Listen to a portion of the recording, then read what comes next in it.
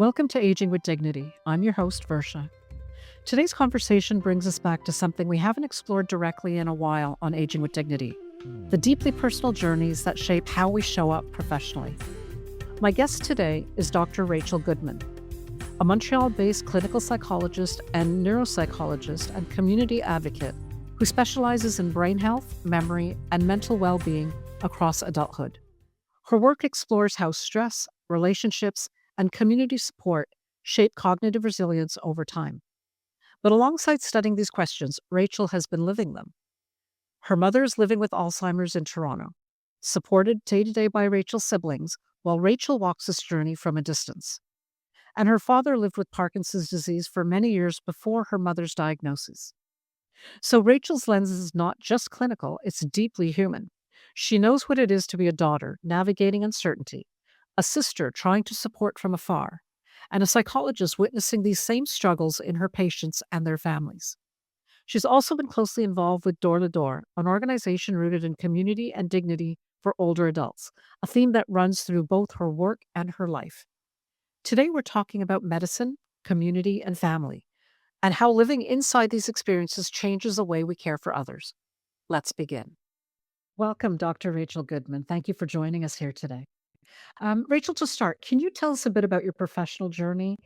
What drew you into psychology, specifically to working with older adults and families who are facing dementia and other neurodegenerative conditions? Sure. So, first of all, Varsha, thank you so much for having me. It's an honor to be on your show. I always knew that I wanted to go into psychology or psychiatry. I was always fascinated with the human mind and the brain. But in terms of working specifically with older adults, that's always been a passion of mine. I was very close to both sets of my grandparents. I was very fortunate growing up to have both of them, unlike some other people that I knew. And we spent a lot of time with them. And my mother's parents were Holocaust survivors. My mother herself was a child Holocaust survivor. And my mother was a teacher. So every day after school, when we were younger, we would take the bus and go to their apartment and stay there until my mother picked us up. So we spent a lot of time with them and heard stories, not just about the war, but just life in general, before the war, after the war, and how I saw their resilience and their love for life and their decision to make a life after trauma. And I thought it was really impactful on me and my other grandparents as well, similarly. And then unfortunately, first I watched my paternal grandfather develop dementia. At the time, I think they called it Alzheimer's, but honestly, now I think looking back, we think it's probably more of like a Lewy bodies dementia. But either way, he really deteriorated over time, and my grandmother was his caregiver, and I watched how difficult that was on her. And then my maternal grandmother developed dementia. My grandfather had passed away already, and my uncle, my mother's brother, who was single, moved in to live with her. And he unfortunately had some of his own physical trauma when he was younger. And at 52, he actually died in the middle of the night from a heart attack after spending 2 years caring for her. He definitely had other factors. He had smoked for many years. I'm not just going to blame the caregiving and the stress. He had a lot of other factors that were involved. But I think that we watch the impact of caregiving on families, and it's not all bad, that's for sure. And I think that, we feel culturally, at least the culture that I grew up in, that we have a responsibility to care for adults and older adults and aging parents. And I know that you come from a similar culture. So that's where I was at. And I always knew I would go to graduate school doing something in that realm. And I was just lucky to be able to do so. I thank you for sharing all of that, Rachel. It's it takes us down, but it lifted you up as well, right? You were around this from a very young age. I'm sorry for the losses that you incurred, but I'm also very grateful that you're sharing this journey with us. Rachel, much of the conversation around dementia really only begins after a diagnosis. You've also focused on prevention and working with people before the cognitive decline becomes a crisis. So, what does prevention really look like when it comes to brain health and aging? And what can individuals actually start doing earlier in life to reduce their risk? Is there anything they can do? Oh, there's a huge amount that we can do. We now know, based on the most recent study from The Lancet, which is a very reputable scientific journal, The most recent one that came out in 2024, that there's actually 14 modifiable risk factors that we can work on. Some of them are physical health related. We know that we can't change our genetics, obviously, we can't change our age, but things like early education, how long you go to school for, that actually makes a big difference. And it's a preventative factor. Um, Psychological health, we know, is a preventative factor in terms of caring for your mental health, making sure that if you do have an issue, that you get it taken care of. Um, from my perspective, I'm very fascinated by the role of community and connection and meaning and all of the roles that these take. We know that sleep is huge and that people who are now talking about this from a very early age, even in your 20s and 30s, start prioritizing sleep and understanding that we really need to be getting sleep, and it's more important than being on our phones until 11:30, 12 o'clock, 1 o'clock in the morning, and we don't think about it as teenagers and young adults. So there are a lot of different things that we can do. We call them lifestyle factors, thing that we can change. And we know now much more than we did when I first started in this space over 25 years ago. But even then, we knew that there were things that we can do and that we need to do, and to be intentional about physical exercise, nutrition, sleep, stress, um, connection. Social isolation is one of the biggest risk factors for developing a dementia. And we know in general, social isolation is a risk factor for mental health as well. And anything that's good for your physical health and prevention is good for your brain health as well. So those are that's kind of one way that you can think about it. But we definitely need to start thinking about it from adulthood rather than just when we get into our 70s and 80s. That is not to say that if you haven't been doing those things that you can't make changes later on and that they're not effective and beneficial. They are. I wouldn't say it's a waste by any means, but we want to start thinking about prevention from an earlier time in our lives. Some really good points there, Rachel. I mean, the fact that there are things that we can control, there are things that we can't, but that's just life as well, right? So let's take a hold of things we can influence. And I love the point that you said, even if we haven't done this until our 70s and 80s, it doesn't mean you can't. We can still learn. We can still extend our brain. We can still take on the physical robustness that we need to influence the brain health as well. So I'm actually going to include in the care toolkit a summary of those modifiable factors so that our listeners Sure. can actually download that as well. So, in your practice, where do you see the biggest disconnect between families, what families actually need, and what the healthcare system is set up to provide for them? Say after something like dementia or Parkinson's or other neurocognitive um, diagnoses. So I think that this is true even more so in Canada, but even in the United States, we're hearing how somebody gets a diagnosis and they're told, here's your diagnosis, and then they don't give them any resources. And it's really quite shocking. If you look at other disorders and diseases that people are diagnosed with, then they're given in that room, here is your next appointment for this, and here's a prescription for this, and here are some resources and some preventative things that you can do and things for families. And that's just not done in the same way, unfortunately. And very often, I think it's because people are diagnosed in their family doctor's office. And we know that family doctors are not trained well enough. It's not their fault by any means, especially in Quebec. We know how overwhelmed these family doctors are, but they're not trained to be giving dementia diagnoses in the way that an expert in that field might be. But people don't get to those experts because they're so few and far between in the public healthcare system. Even in the private healthcare system, they're few and far between. And so, unfortunately, people aren't given the resources that they need. And then I mean, it's very scary to be told, okay, you have a dementia. Good luck. We'll see you in a year. What are they supposed to do for that year? They have no idea. They don't know. There are wonderful resources. You know this in Montreal and in Quebec and across Canada, the Alzheimer Society and other societies, depending on what specific dementia diagnosis you have, or Parkinson's Canada, and different resources like that.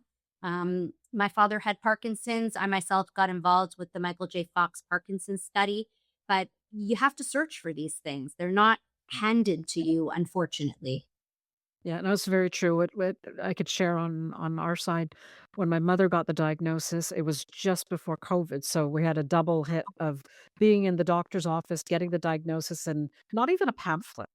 Like, there was no information on what to do with this, and then all COVID hit and everything shut down, and I was trying to research online, and really, it was very, very limited. I had heard that there were drop-in centers, but of course, everything was closed down.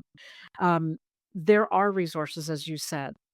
We need to make them more accessible. I think Dr. Saskia Sivanathan was on earlier in the year, and Yeah, she talked he's about amazing. she talked about cancer and how a cancer patient, when they get the initial diagnosis, in that same conversation, the conversation will switch from giving the diagnosis to, okay, what do we do next? And Right, we're not there with any of the treatments under neurocognitive disorders, any of the dementias or Alzheimer diagnoses that come forward. You're kind of left with the diagnosis and fear. And my hope is that the more we talk about these things, we can help to move that needle from fear to, okay, let me get better informed and right. figure out what my next steps are. So I Yes. appreciate you raising that. And it's interesting that from the Parkinson's side too, that you've had a similar journey. My father was diagnosed a long time ago, so I do think that Parkinson's is better and there are more treatments for Parkinson's. But I think from the dementia perspective that we were talking about, I think it's a shame. And I'd heard Saskia say, I'm pretty sure it was her who has says this. Cancer used to be this word that we said silent. We Absolutely. would say Yeah. it like with a big With the or air C quotes. Yeah. quietly, and that dementia or Alzheimer's has become that same thing now, and that her goal, I know, is to change that the way that cancer did and become like, not that it's not scary, it's very scary. My mother has Alzheimer's, and I could tell you on a personal level, and I know you experience the same thing. It's very scary to think about that happening to you or watching your loved one have that happen, and what can you do and cannot do in order to help them or help yourself. But I think that a big part of that is also, like, the fear that's associated with it, with the diagnosis, and the more we provide to people, the less that will be. Yeah, the stigma that was there with cancer is there with dementia. Yeah, And the only way we can get rid of that is by having these conversations, right? The more we exactly. talked about cancer, the more it became mainstream, the more people understood that people are getting it, and we dealt with it. We got the Right. information, we got the services, we got the treatments. We need to keep pushing on the Alzheimer's front as well. Yeah. Rachel, your research explores the intersection of medicine, aging, and community support. Can you share what inspired you to study that faith-based approach and how that culturally rooted organizations have supported older adults in with dementia in the realm that you work in? Sure. So I myself am a strong religious person. It's a big part of my life. And I happen to be Jewish, but I think this is very true for people of other faiths and other cultures as well. And I think that we see that the values that we are taught through our religions or our cultures that are very strong, they're very similar across the board. The concept of connection, meaning, stress regulation, community, kindness, transmission from one generation to the next. And that these we know actually map directly onto the cognitive reserve model of protection when it comes to the brain. And I think it's really fascinating that, if we engage in these in an intentional way and pass on these messages, that we can be doing that in a preventative way from a brain health perspective and honestly a mental health perspective, I think, as well. And oftentimes, if the communities have the resources, you know, we do a good job in communities and in cultural environments of taking care of older adults, like we mentioned before. And I think that we know very strongly, and I mentioned earlier, that social isolation is a huge risk factor for mental health. We know that, and for sure for brain health, for cognitive health, because people aren't having the same cognitive stimulation, they're not having the same social stimulation.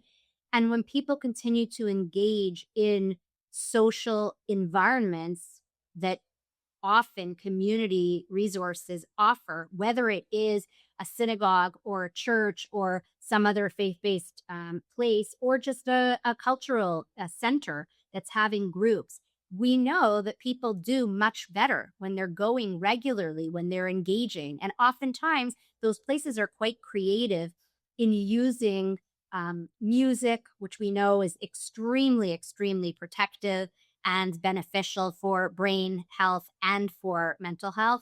We know that, spending time together, we know that eating food together and being mindful about the food that we're eating and mindful about the conversations that we're having is just very different than how people are often living in very isolated ways. Often older adults are living very isolated lives, unfortunately.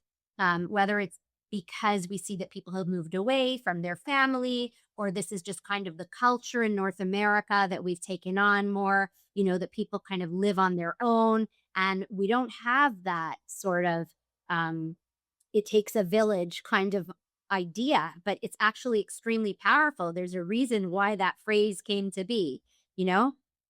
So that's I think it's a very powerful benefit. So, Rachel, for people who participate in a faith-based group, or are part of community social groups, they're already set, which is wonderful, and they should continue. Is there a way we can start to do that even at a later age? Is there a benefit at that point?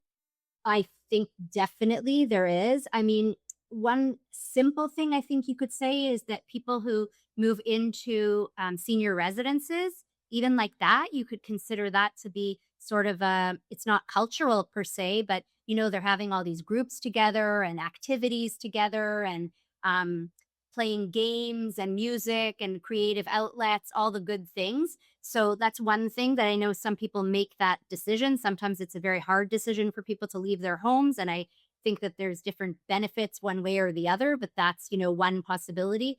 There are groups like the Alzheimer's group and other groups where they're getting older seniors. I know in Côte St. Luc, there's something called the Côte St. Luc Men's Club. And these people who they join once a week, these men, and they come regularly and they get together, and it's not specifically faith based, but it's a community organization, and I do believe that those can be very beneficial.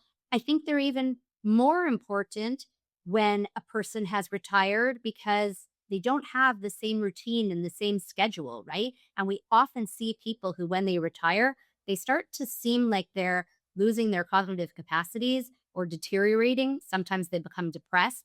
And in fact, a lot of it is just not having that routine, not having that social engagement, not having that community engagement, cognitive engagement. And so, yeah, I think that those things are really beneficial, even if it ends up being on Zoom. I can tell you, I don't know if you've ever heard of this, but there's something called, I think it's called Dance with Parkinson's.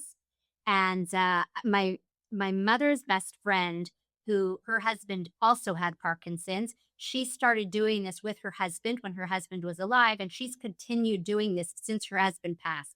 And it's an incredible thing. I don't know if it's just in Toronto. I'm pretty sure it's across Canada. And every week on Zoom, these people are dancing with Parkinson's, whether someone have Parkinson's or they're caregivers of Parkinson's patients. Um, and it's really been shown, dancing has been shown to be an incredibly protective um, activity for brain health and for mental health. So those are things that we can do together for sure. I think at any age. Dancing feels good. It's interesting about the socialization, and you made one point about, I as people retire, as they become single again, if one partner passes away, that isolation grows and grows. And considering the switch over to a residence is never easy. But you've highlighted some interesting positive takeaways of doing so.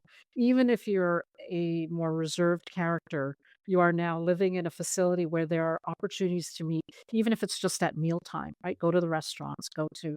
So I think we all need to start to think, and I think so as a wider community, we need to look at opportunities to have these villages created, right? We need to be creating them ourselves, really. Not necessarily just a residence, but a place where people can really start to rely on each other and leverage that community. Speaking of community, you've been very closely involved with Door to Door. For listeners who don't know it, can you explain what its mission is and what drew you to it personally and how you may be contributing to it still, if you are? Sure. So, Door to Door is a model that I developed of intergenerational cultural resilience for brain health. And the idea that, as I kind of alluded to earlier, many of the values that we have in some of our cultures and faiths map directly onto cognitive reserve and protective factors for brain health. And I came to this kind of it's been a long journey, as I said, as a Jewish person, and this is a big part of my life, but watching my grandparents come out of the Holocaust and really choose life, I don't know how else to say it, as simple as that. They'd gone through enormous trauma, from being in camps for 2.5 years and having to give up their daughter for 2.5 years and the risk of what that meant. And then to come back and to, move from Belgium to Toronto and make a life and stay involved much in their Jewish life and really transmit the values of family, of community, of continuity, of connection, of meaning. And that's like kind of where it started for me. And then I went in November of this year or this past year, to Israel on a mental health mission with a group of 26 mental health professionals from across Canada. And we were learning about trauma and all the trauma that's happened since October 7th and the different treatments that they're doing. And that had a very big influence on me. And I then went just coincidentally about 3 weeks later to Toronto to the first ever Women's Brain Health Summit, which was really quite extraordinary with leaders from across North America and kind of put this idea together that these two passions that I've always had of resilience and post traumatic growth and brain health and prevention can really go together. And I started looking it up and doing a lot of research and Googling and kind of reading tons of articles about this and seeing that there is a lot of information on this, but that nobody has really put this together in this way. So I've got really wonderful feedback so far from a lot of professionals and experts that I've been speaking to and trying to share this message. That's amazing. Thank you so much for that. Um, can we talk a little bit about your personal journey? I know you Sure. mentioned your mother has Alzheimer's. She is living in Toronto while you're here in Montreal. So that's another whole level of complexity supporting her from afar. You have siblings that are primary caregivers. Can you take us back to the beginning? When did your family first start to realize that this was actually starting to change for your mother? And how did it really take hold of the family as a network? Sure. So my mother was a very, very smart, intellectual, cultured, well spoken, and extremely dynamic and friendly person. She's the person that would talk to the person on the bus that she's sitting next to that she didn't know, and on the airplane, and everywhere that she went, and could make friends with anybody. And, but at the same time, she has the same best friends that she has since she moved to Canada. She had 3 best friends, and they're still her best friends to this date. Unfortunately, she's not able to engage with them in the way that she did before. And she was extremely active as a teacher. And then when my father got sick, unfortunately, she slowed down and was caring for him before he moved into a nursing home. And then still every day was going to visit him. And that was a big part of her life. And then she lived alone for I think it's about 10 years. And I do believe that that isolation, despite the fact that she was still very active and taking university courses and auditing them and going out with her friends, but she spent a lot of time alone, unfortunately, despite having family there who would visit her, etc. And about a year before the pandemic, she started to show some signs that she was deteriorating, and we were all noticing it. My siblings, obviously, who are there, noticed more than me just on the phone. And we started to realize that it was an issue. And she went to Baycrest, which you may be familiar with, which is one of the top Sure. um, aging and geriatric centers in the world, and that's in Toronto. And she did an evaluation, and unfortunately, she was diagnosed with mild cognitive impairment. And I will never forget, because I went with her to the feedback session, what she said to me, which is, "Oh, how the mighty have fallen." I was, she said, "I was the valedictorian of my university class, and I was in a PhD program, and I spoke, to hundreds, if not thousands of students about my story and as a teacher, and I wrote textbooks, and now look what's going to happen to me." And it was heartbreaking. Um, and and then she was okay for a while, other than having to accept and adjust the diagnosis, which took quite a while. And she was not ready to move into anywhere, whether it was a senior residence or an assisted living facility. And she insisted on staying home. And we dealt with that struggle of really feeling at a certain point that it wasn't safe for her and that she was not agreeing to move. Which happens so often, as we know, with people who aren't willing to give up their independence, because it's such a hard thing to do, and to accept that change. And then eventually we had to get some help in the house. And that help increased, and she needed more help. And at a certain point, it became clear that it wasn't safe. But that was already after the pandemic had started.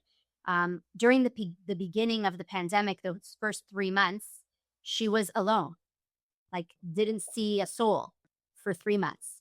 And my siblings were doing their best. There's no question. That was the advice of all medical professionals. Do not go near an elderly person. It's dangerous. And unfortunately, it had a very negative effect on her cognitively, and she deteriorated quite a lot in those 3 months.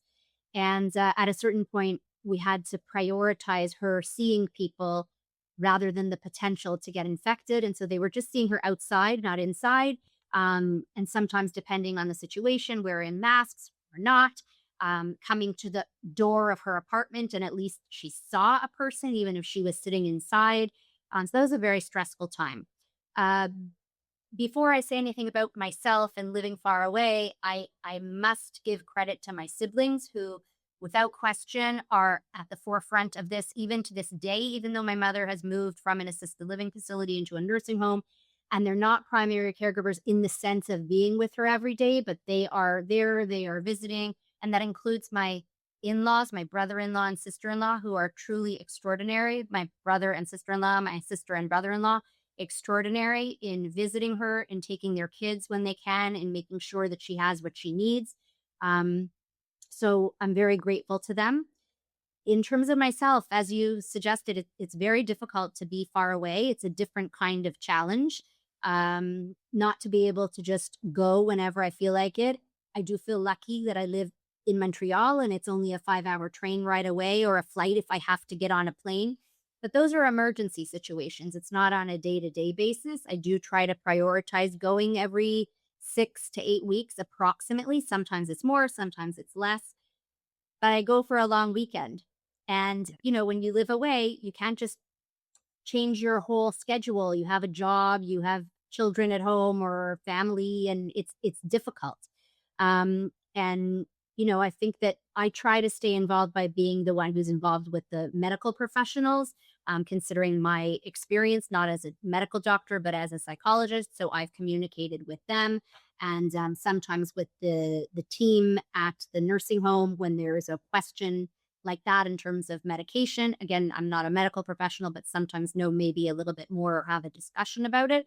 Um, but it's we try to do things together when we can, and oftentimes I realize it's on them, and I have to sort of put it in their hands to accept, what works for them, because they're there and it's at their convenience.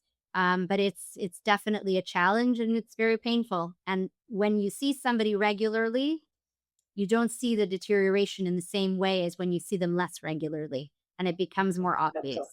So it's quite a sad situation. We're blessed. She's very, very well cared for.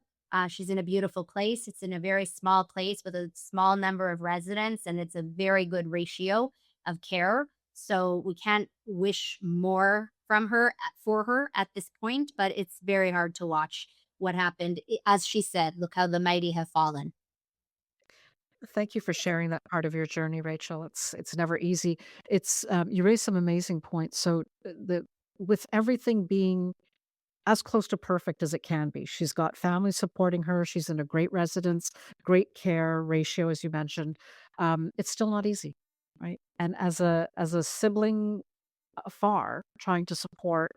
First of all, on behalf of your siblings, I thank you for thanking them because I was in their position. And I think when being heard, being seen by your fellow siblings means something. At least it did for me. I have a brother and a sister. They both stepped up, but they both didn't live close to my parents. They stepped up when and as they could, and every little bit that they did really helped. But it was the little comments of deferring to me in certain cases because they knew I was here that that made it easier, right? Some of the decisions were tough, and I refused to have full control. I said, "No, we're gonna talk about this jointly, and then we'll take a decision." And each time they said, "Well, we'll defer to you because it's on your shoulders." I said, "Yes, but we will jointly make some choices, and then I'll execute it." So, living afar, I know secondhand, seeing it from my sibling side is not easy, trying to No. support loved ones, love our parents as they age. So, it's a tough spot that you're in, but like you said, you're blessed that you're in Toronto and Montreal. It's not too far. There are people who live across Yep. country in other countries.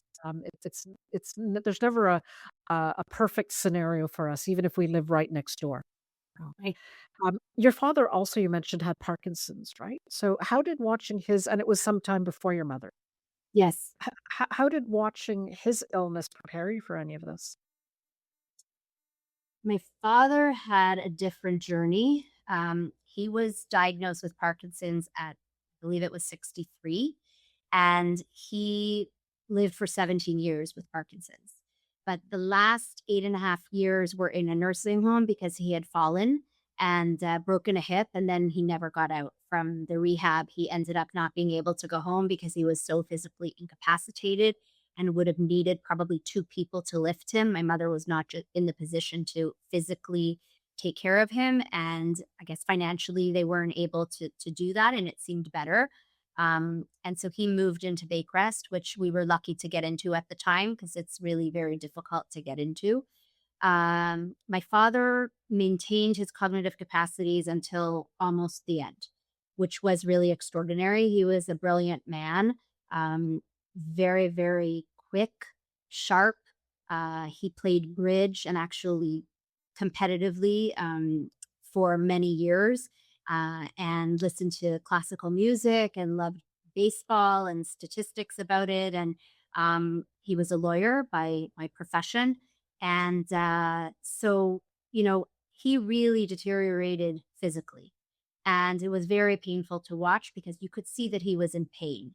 My mother, it's hard to know whether she's in pain, but it doesn't seem like she's in pain. She's not wincing. And unfortunately, she can't speak at this point anymore.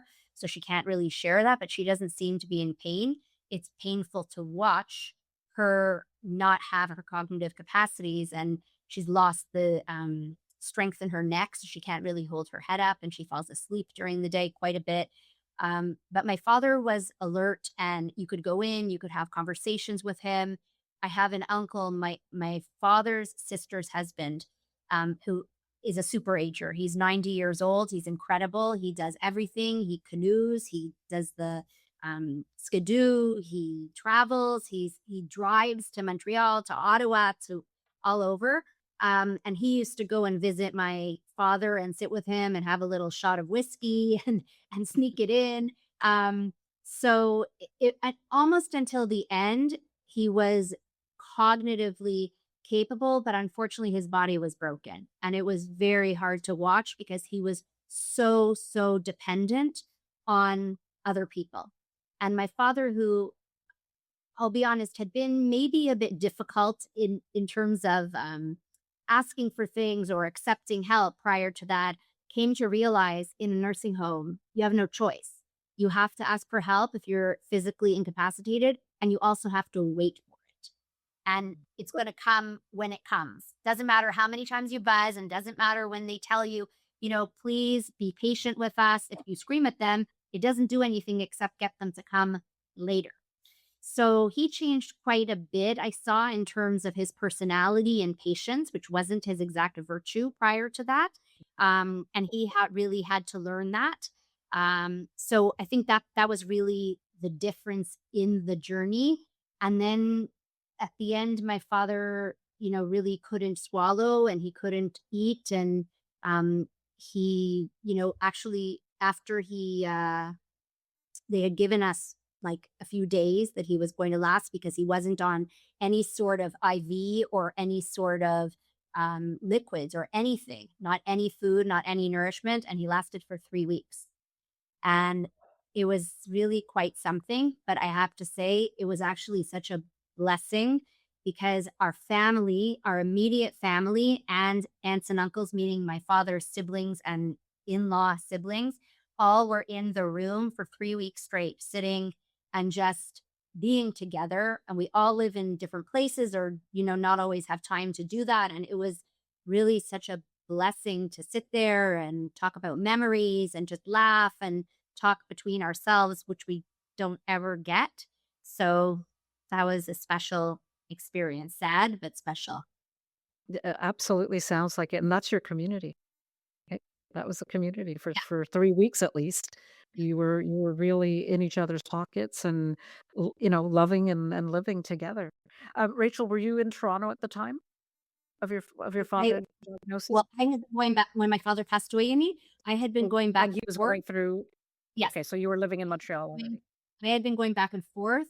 My kids were young, and I was going back and forth because they were young. And then at a certain point when we saw that it wasn't gonna be good, I went and I stayed. So I was there for the entire 3 weeks, and I actually was the person who was in the room with him when my father took his last breath. So you've had the at a distance caring for both of your parents really. Yes. That's a tough road, but you were able to do it, which is beautiful, right? Yeah. And that's what you need to take with you. Yeah. Yeah. Rachel, if someone is listening right now who's caring for a parent with Alzheimer's or Parkinson's, they're likely very unsure of their footing, quite exhausted, probably feeling quite alone. What would you most want them to hear from you if you could speak to them today? Sure. So I think as much as we know now about caregiver stress, I did my dissertation on caregiver stress in caregivers of Alzheimer's disease patients, and that's more than 25 years ago. And that it's such a beautiful, beautiful thing to be making this effort to care for your family member or friend or whomever it is that you're helping to care for, and a sense of duty. And I really believe that from as we were talking about how I grew up. But you also have to make sure that you're taking care of yourself and making sure that you're taking breaks, making sure that you're giving yourself respite, making sure that you're doing things to nourish yourself, not just literally by eating and sleeping, but also in terms of meaning, in terms of spending time with friends, having an outlet. It's so important. The other thing I think to remember is that, as we alluded to earlier, it's never too late. It's never too late to make changes in that. It's never too late from a prevention perspective, from brain health, to start doing, active things for yourself, even for the individual with a diagnosis, if it's early on enough, to be able to make a difference. And sometimes you can do those things together. And sometimes you need to make sure that, that person's being taken care of. And we talked about finding resources for them, but also finding resources for yourself. Some great points, and I appreciate you bringing all of those up as a reminder as well, not just for the person that's got the diagnosis, but for the caregivers. I also want to just give an additional nod to the community side. Right, this is a point when this is when people can actually step up. When you see that there's someone caring for a spouse, a partner, a parent, offer to come and sit with that person. Give the caregiver some break. It could be an hour. Let them go meditate, let them go for a walk, let them go do whatever they wanna do, right? It could be longer. We So talked about cancer before, and I've seen some unfortunate cases of kids with cancer and how friends of the family are actually really good at saying to the person, the parent or whomever, like, take a break. I'm going to sit with your child in the hospital, or I'm going to sit with your other kids, and people mobilize when it comes to those cases, and they should. There's no question. But when somebody has been given a dementia diagnosis, people don't mobilize in the same way. Part of it is, unfortunately, a discomfort. People don't know. Sometimes they feel they don't know how to talk to somebody with a dementia. They don't know how to handle it. They're worried. Is the person going to get upset? And so they don't mobilize. And oftentimes I've heard from my patients and from the partners of my patients that people forget about them. Friends forget about them, extended family, maybe not immediate family. And as you're saying, like, there's so many things that people can do that will make a difference to support that care partner.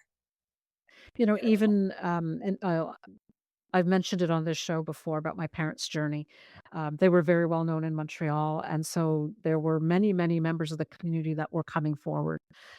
What's interesting in that situation is, like most communities, when you think somebody is in pain, what do? You show up with food.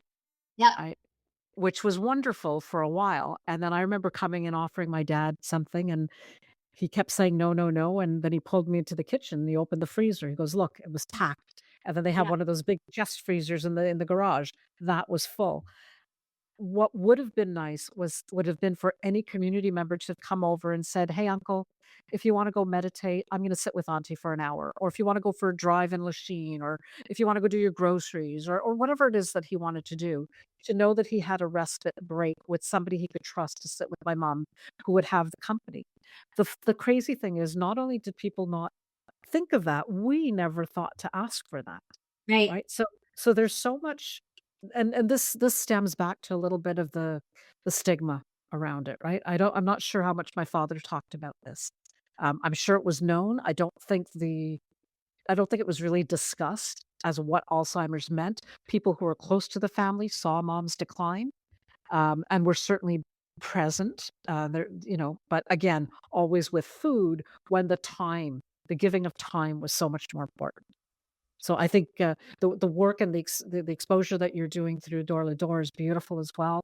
I think it reminds, even through this conversation, it reminds us all that we need that village, we need that community around us, and if you're not part of one today, go create it, go find it. We're Yep. gonna all need it. So, Rachel, thank you so much for coming on AWD. I appreciate all of your insights and your time. Thank Thank you. you for having me. Listening to Rachel today, it's clear how her story lives in two worlds at once. As a physician caring for older adults, and as a daughter who's walked this road with both parents. Her father's journey with Parkinson's, and now her mother's journey with Alzheimer's, have shaped not only how she understands illness, but how she understands family, dignity, and presence. Through her involvement with Door to Door, she reminded us that aging is not just a medical experience, it's a human one, and that families don't walk this alone when the community shows up. I thank Rachel for bringing both her professional voice and her personal heart into this conversation. Her story resonates so deeply with so many of our listeners who are trying to balance love, distance, responsibility, and hope all at the same time. And to our listeners, whether you're a daughter, a son, a spouse, or a friend, you are not alone on this path. Community matters, connection matters, and dignity always matters. As always, if this episode sparked something for you, please share it with your family, your friends, or anyone you care about. And don't forget to hit like and subscribe to this podcast if you're enjoying what you hear. Thank you for listening in and sharing your time with me. And please join me each week for new insights into aging with dignity. Until next time, reminding us all to age gracefully and live vibrantly. Everything you've heard today, just real talk. It's just our personal stories, experiences, and honest opinions. This podcast isn't providing legal, medical, financial, or therapeutic advice. And no, listening doesn't make me or my guests your lawyer, doctor, financial advisor, or therapist. The guests and I are here to share stories, spark ideas, and hopefully give you something to think about. When it comes to the big decisions, make sure you do your homework or check in with the experts who know your situation best. We're here to keep the conversation going. You're the one in the driver's seat.